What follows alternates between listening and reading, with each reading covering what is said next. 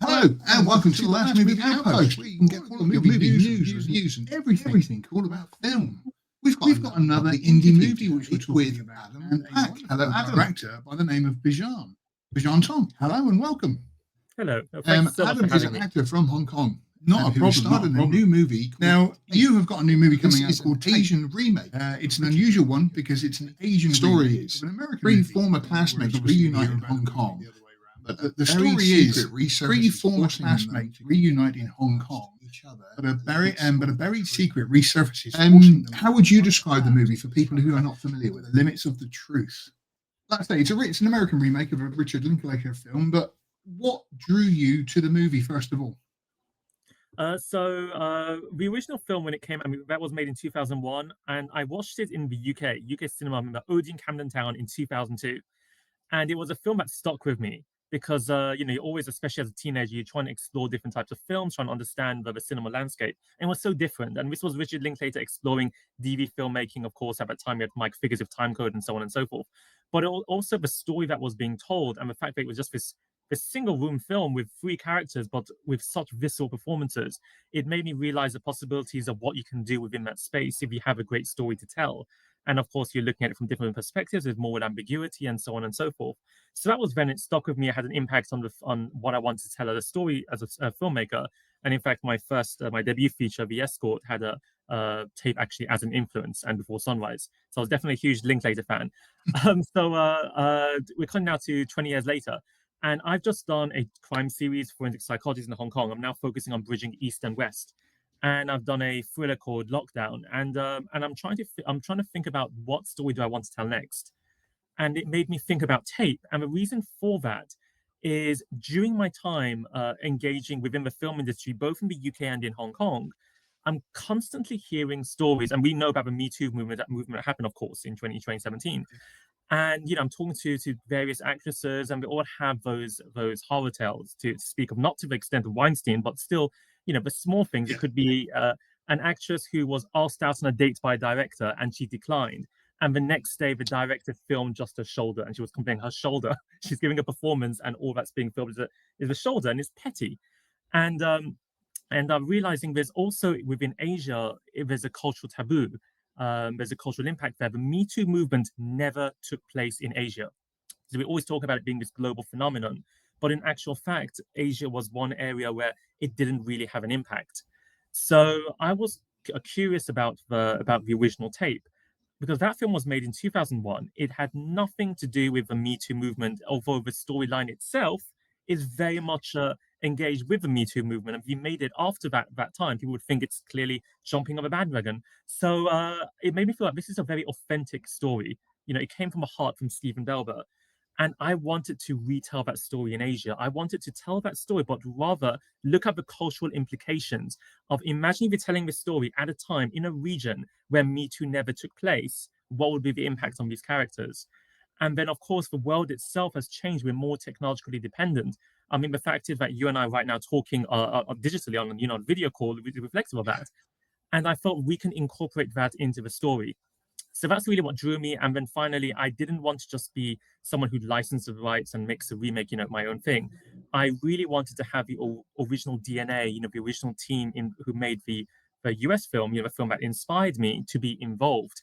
And so I reached out to Steve Belber, who wrote the play, who wrote the original film, and I pitched to him that it's not just licensing. I want you to help me. I want you to co-write the remake with me, and he did. And that's been wonderful. And then, of course, with Richard Linklater and John Sloss, who produced Boyhood and Green Book, who produced the original tape, it wasn't just, I need your names. It was more a case of, look, I want you to be involved. I want your blessing. I also want, from a level of QC, quality control, I want to make sure the film is something that you're willing to put your names to.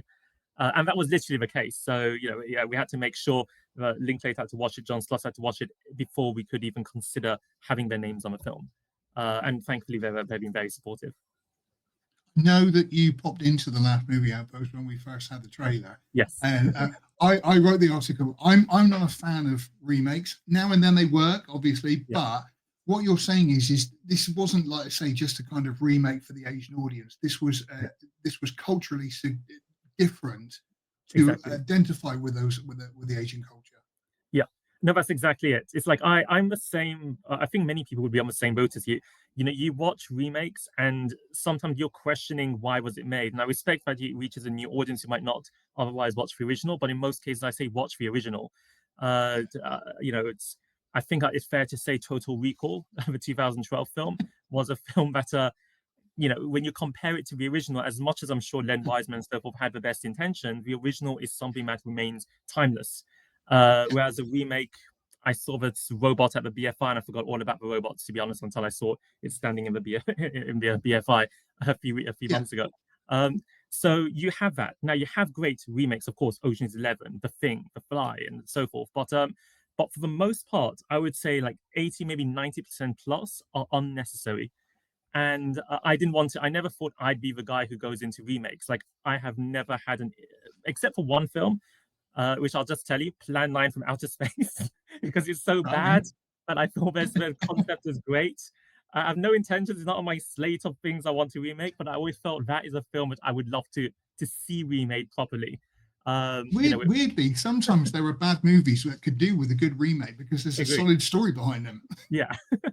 Exactly. That's the thing. Is like when the concept is promising and you're drawn to watch it, and then it lets you down. And in the case of Tape, of course, it wasn't. It was a very strong story, but I felt this is an opportunity for me to tell the story in a different way. You don't want to be sitting in the shadow of a master. By that I mean, you know, why would I want to emulate Linklater, a man who I'm so heavily influenced by, inspired by? You know, what's the point? But rather I want to take a different approach. And because the original film um, had its differences, I mean, for one thing, the fact that he was focusing on DV filmmaking, experimenting with the camera there, I was not looking to do that.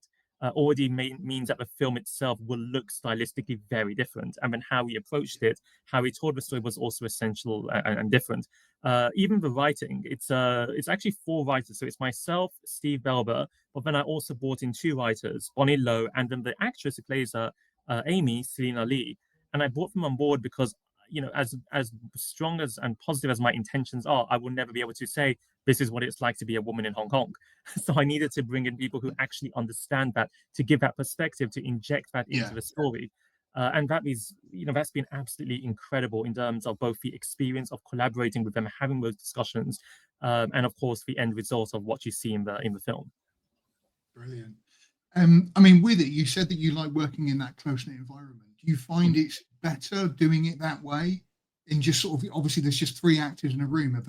Essentially, the rest of, you know, there's a couple of beach scenes, but the rest of the movie is just three people in a room. Do you prefer that kind of working that way? I know it's an interesting question because like the next film I'm doing is an ensemble piece with a staggering number of characters. Like I've gone the polar opposite as a refresh. I was like cleansing my palette, but I love the intimate nature of it, especially when you're dealing with a subject matter as sensitive as sexual assault. And when you're having these conversations, you're working closely with the actors. We're able to really explore the characters in a very meaningful way, and it's really great just to be collaborating closely with them. It's like a small knit family. I mean, like for filmmaking, it's not normally the case where you have extensive rehearsal time. Like people always want it, but they don't get it. In our case, with Tape, we had 2 months of rehearsals, so we had a staggering number of time for us to really delve into the story, into the characters, and because you're working with yeah, you're right, with over 90% of the film is just these three characters. In fact, 50% of it's two. So the fact that you that's have true. that time, that you're working with these actors means they have the time. You're giving your full time to them. They're giving their full time to you, and you're really able to explore that space and delve into the characters meaningfully, which is essential with a story like this because it's very much hinging on their performances. You know, we need to believe the characters, we need to believe their friendship, we need to, as an audience, be engaged and follow them and want to follow them. If any of the actors had faltered, we would lose the audience. And so I'm really grateful that they put all their effort into exploring that, into telling the story well. And then the last part is the ambiguous nature, especially with John, that I didn't, and you know, because we had the time to really prepare for this, to explore the backstory and so on. It meant it was reflecting the powerful the performance that I was looking for. Since it was important to me that we not have a character who who becomes like a caricature in terms of when we think of Me Too, we always like to throw in Weinstein and so on, like a cartoon animated villain. So you don't want that. You need someone who we could consider to be a friend, who we would actually vouch for. Where if someone were to make an accusation about them, we would think that's impossible. It's not that person. In fact, we could identify with him himself as well. Exactly. Yeah, that's exactly it. Yeah, we need to be able to do that. He's, as you see, he's a progressive filmmaker. Now, of course, we call it performative progressivism, which is what Wing's character says. But at the same time, there is that level of progression, and I wanted to really make things uncomfortable, and I wouldn't have been able to achieve that successfully if it wasn't for the time we had to work with these actors. Whether it's rehearsing, on just wherever we are, or on set, or so on. Just it's really meaningful. So I'm grateful for that. I'm grateful for the intimate experience which exists. Brilliant. I mean, with it, it's funny because it's something I've mentioned before. But were you then influenced by sort of British?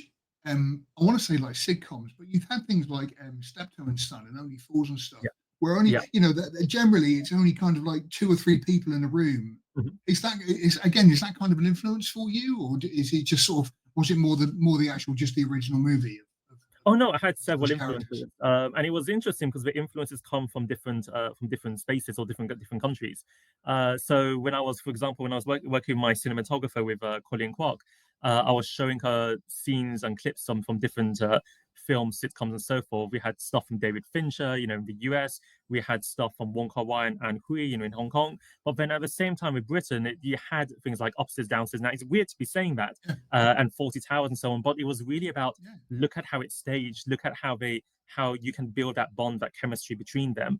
And it was really just about sitting there and watching these scenes together and trying to relate that to what we're trying to achieve here. It might seem so different in terms of this argument is happening between these two characters as they're moving around the table, but then you can see some similarities in how, especially in a 1980s British production or 70s, there's very limited sets, but at the same time you're drawn to the characters and how they're acting and how they're behaving and where the camera is. And so if that is effective, if that is so effective, I'm not even thinking about the fact that it's in one place, but I'm instead drawn to what is going on, then I want to draw from that, pull from that, and put it in our story.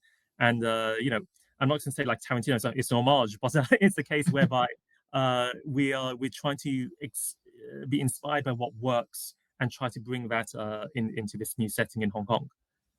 Brilliant. So the Asian market is huge, isn't it? So I mean, funny enough with Tape, I think I've kind of seen every movie ever made, and then when you mentioned Tape, I was like, oh, that's a new one on me, which is quite unusual because people can't usually do that. But I mean, again, was it something that you wanted to make for that Asian market to just expand? I like to say there's obviously a huge cultural difference between the two, but it's something that you wanted to take over there. Yeah, definitely. One of the big challenges which exists in Asian cinema, and specifically to Hong Kong cinema, is the stories that are being told today. And one of the goals I have is about how do we re-energize and elevate the Hong Kong film industry for the international market. By that, I mean, if we think about 20 years ago, Hong Kong cinema was huge. And you had the films of Johnny To, like Election, of course, Infernal Affairs, and the fact that The Departed, and a US remake of a Hong Kong film wins the Best Picture Oscar. It was a fascinating and a fantastic time in Hong Kong cinema. But if we're going to today, the films that are being made in Hong Kong are very good, they're very strong, but they're no longer as relevant to the international audiences. That's partly because Hong Kong cinema has gravitated towards mainland China over the past few years in terms of the stories that they want to tell, the audiences they're targeting. And living in Hong Kong for since 2019, I now fly back and forth. So living there has made me realize that the industry there is fragmented. You've got essentially 3 types of filmmakers. There's one which is very much focused on China. There's on the mainland space. There's one which is focused only on Hong Kong itself, very local. And I cannot stress the localism enough. They might want to make a film about the garbage in Sha Tin. It's a bit like saying, I know let's talk about council tax in Mile End or something like that. It's like it's very specific to the people there. But I understand that reference, but not many people would. I totally get it. Yeah. Yeah, exactly. So it's so small, so niche. And then you've got those who are focusing on what can we do internationally, which is of course what I'm focusing on as well. And so I wanted to use tape as an opportunity to really tell a story that is typically not made in Hong Kong. And of course, tape is the first ever Me Too film being made in Hong Kong. And even the way we film it, even the way we tell it, is not typical to Hong Kong cinema in terms of if you look at the style of a Hong Kong movie, the way it's edited and chopped and so forth, it's incredibly different. And so this was an interesting opportunity whereby we're working with Hong Kong talent, we're hiring Hong Kong crew, we're working with some of the best people there, but at the same time, we're also having the US side, and we're also having the UK side. In terms of like our editor, Mitch Holliday, is British. And we're amalgamating all of this to try to create this very original piece that we hope will speak to local audiences in Hong Kong, because it is a love letter to Hong Kong cinema, but at the very same time can hopefully engage with people around the world who can engage and relate to the subject matter, even if it's set in one place. It's something that's universal for all. Brilliant. Okie doke.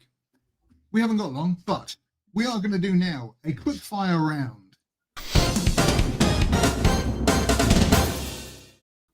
So, there's no wrong answers, but just quick fire round, random questions.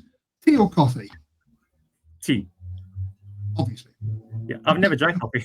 You got me. I'm animated. If I drink coffee, I'll be bouncing around the walls like Speedy Gonzales. True. Which actor would you most like to work with? Cliched answer: Tom Cruise. Okay. Yeah, I know it's not the entertainment part. Of course, we know what he does now, but Born on the 4th of July, Magnolia, some of the greatest films of the last century had him, and he was working with the best filmmakers alive. Yeah, it's I always respect him as an entertainer, but also he's very good as a performer. He really gives his all. So yeah, 100% him. What's the best movie ever made? Mine's a drawn between The Godfather and The Dark Knight. I absolutely love those two films equally. No, that's fair enough. Mine changes all the time, but no, I totally understand. What's your favourite film? Doesn't have to be the best, but what's your favourite? Oh, favourite Dark Knight. Fair enough. Yeah. Oh, this is going to be an easy one then. Marvel or DC? Which universe in DC? No, I definitely would say Marvel. Despite recent setbacks, I still am a bigger Marvel fan. I am looking forward to the new DC universe. I think James Gunn kicks it off well with Superman. Yeah, like I say, there's a whole can of worms to open there, but yeah, no, I totally agree. What's your favourite TV show? Oh, too many to count. I mean, Breaking Bad, I think is pretty much perfect, so I'll go with that. Okay. Which movie that's been made in the past do you wish you could have directed? I know it's kind of me cheating a bit, but it would be none, because those films, I think, as they are, I love them so much. I believe that if I came in, I'd tell a different story. I don't know if it would be the experience that I was trying to achieve or that I had when I watched them. What a diplomatic answer. Thank you. Star Wars or Star Trek? That's a hard one. I love them both. I guess I watch Star Wars addictively, so I guess that. Although I'm looking forward to future Star Trek movies. Yeah. Again, fair enough. Have you ever been starstruck? No, not fully starstruck. I will say I did see Tom Cruise once. So yeah, but I wasn't starstruck in the sense I'm just gawking. It was more a case of it's the only time where I was very impressed, and I was not actively talking to other people. I was trying to watch him, like how he navigates the press and so on. And right. He's so polite, and I really respected that. Yeah, fair enough. Favorite band or singer? Oh, that's a hard one. Okay, it sounds sad. Not sad, but I like Coldplay. I like listening to Coldplay. Yeah, and who are very relevant right now, considering the events of a recent past. This is true. Yeah. If you hadn't got a Coldplay, you definitely have now at the moment. Yeah. What's the most amount of takes you've ever had to do? Oh, I think it's maybe 20 or so. I will even say what it is at risk of embarrassing the actor. My first film, The Escort, Kevin Leslie, who I'm going to send this to watch. He had one word to say. One word. It's a hard one. It's a drug, azithromycin. So he had to say that word. Now, in fairness, we are shooting. It's late. It's past midnight. It's a final day of shooting, so you can guess it's a very intense, exhausting period. But yeah, it took a while, or roughly 20 takes or so before we got the word right. And at one point, we had the whole crew, just each of them, trying to work with him to get that word. Also, they're going, come on. Praying that he gets it right. But no, he's great. He was absolutely great, and I really felt for him. And it was a victorious moment when he got it right. And that, of course, that made the film. Brilliant. And that's the end of our quickfire round. Thanks. So, where can people see Tape at the moment? So Tape is coming out in UK cinemas on September 19th. Also, today is going to be announced, probably the next 2 hours, so after this has been filmed, Vancouver has also selected it, so it'll be playing at the Vancouver Film Festival. The festival runs between October 2nd to 12th. I think our screenings are 7th, 8th, and 10th, I believe. Brilliant. Oh, fantastic. And then you say about the UK, but when do you know, like the international releases, like US or China? Oh, yeah. So right now, our sales agent, EST, are brilliant. We're working on that. We will very soon have more international releases. We have already sold it, for example, to Korea, but there are other territories which should be coming out soon as well. Excellent. Bizhan, thank you so much for joining us here at the Last Movie Outpost. No, thank you so much. It's an absolute pleasure speaking with you.